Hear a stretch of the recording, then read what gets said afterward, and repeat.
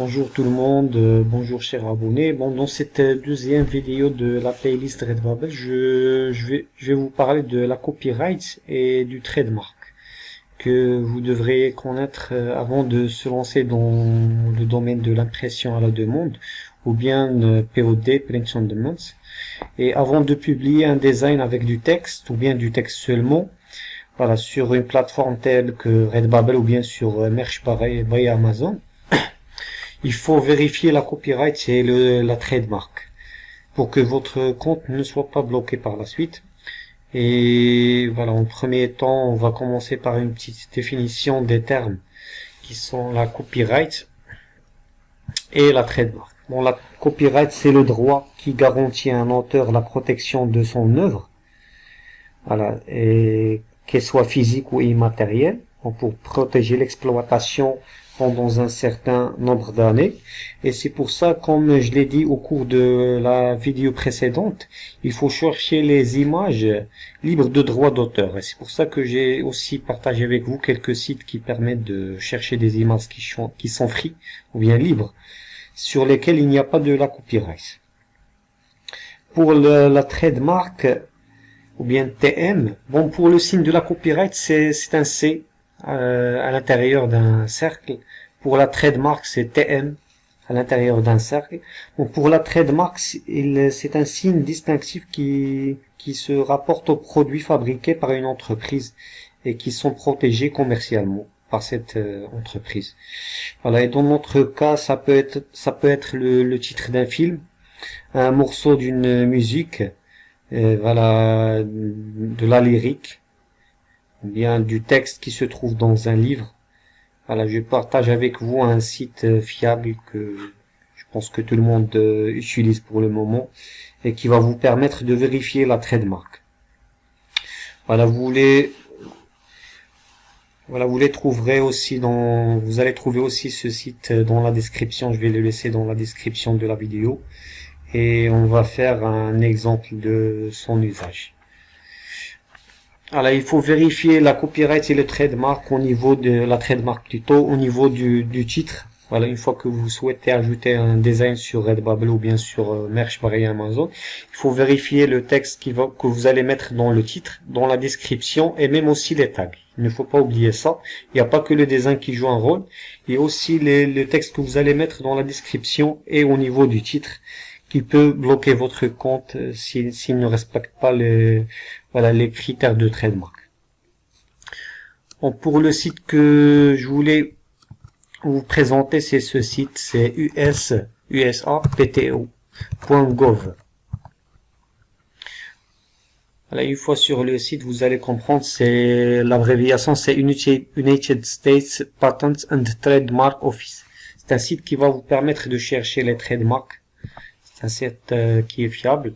Vous cliquez ici sur Trademark, vous venez ici à l'onglet Searching Trademarks et vous cliquez dessus. Voilà, cliquez ici, Search Our Trademark, vous venez ici à Basic Word Mark Search. Voilà, ici vous laissez Plural and Singular, pluriel et singulier. Ici Live and Dead, vous pouvez cocher Live. On va chercher que les trademarks qui sont live, qui sont en cours.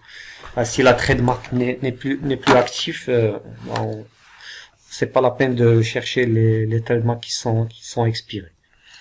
Bon, ici vous mettez les mots que vous souhaitez vérifier la trademark.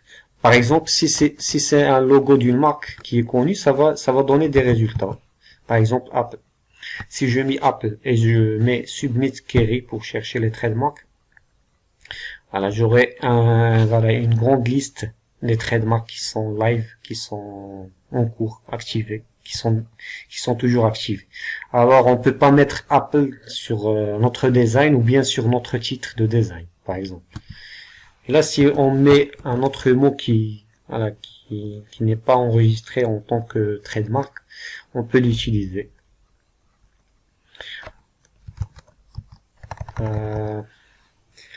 Là, vous pouvez utiliser plusieurs mots, par exemple, family don't have much. Je mets match. ou bien je mets le texte en entier. Family dans un match. Voilà, si je cherche ici, je vais pas trouver ma phrase tout entière. Alors c'est pas une trademark.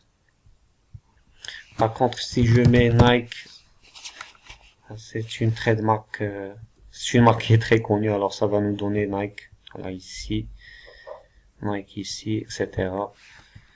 Voilà, des phrases, des slogans par exemple, tels que, ou bien des films. Dune, par exemple, c'est un film. Si vous cherchez ici, vous allez trouver le film Dune. Normalement. Bon, il y a plusieurs résultats. Je vais pas m'amuser à chercher toutes les trademarks, mais c'est un site fiable sur lequel vous pouvez chercher les mots avant de les utiliser. Et pour la copyright, il y a aussi une méthode qui est simple pour vérifier et que j'utilise avant de venir ici sur ce site. Je vérifie sur Google tout simplement. Par exemple, si on met le mot Dune, voilà, il y a un film. S'il y a une vidéo, un film qui remonte ici, un livre, c'est de la copyright, c'est du trademark. Alors, je peux pas utiliser Dune comme mot, voilà, sur Redbubble ou bien sur les sites de l'impression à la demande. Par contre, voilà, si je mets, voilà, ici j'ai mis un t-shirt en May We All Find Peace. Si je mets May We All Find Peace, voilà, voilà, on trouve peace, mais pas la même phrase. Ici c'est May. L'essentiel c'est qu'il s'agit pas de la même phrase. Si ça vous donne des images ou bien voilà, si ça vous donne des sites normaux ou bien des sites tels que Printful ou bien Merch by Amazon, c'est normal. Voilà, Pinterest, c'est pas grave, des sites d'images. Par contre, si ça vous donne des vidéos ou bien un film, là c'est du trademark direct. Voilà, c'est une méthode aussi pour vérifier qui est simple. Et voilà, vous pouvez réutiliser, ce qui veut dire qu'on peut réutiliser cette phrase si on veut. Voilà, et j'espère que j'ai bien expliqué voilà, la copyright c'est le trademark qui pose un grand problème aux créateurs de design. Et voilà, je vous souhaite une excellente journée. N'hésitez pas à liker la vidéo si ça vous dit. Et n'hésitez pas à vous abonner aussi. Je vous souhaite une excellente journée. Au revoir.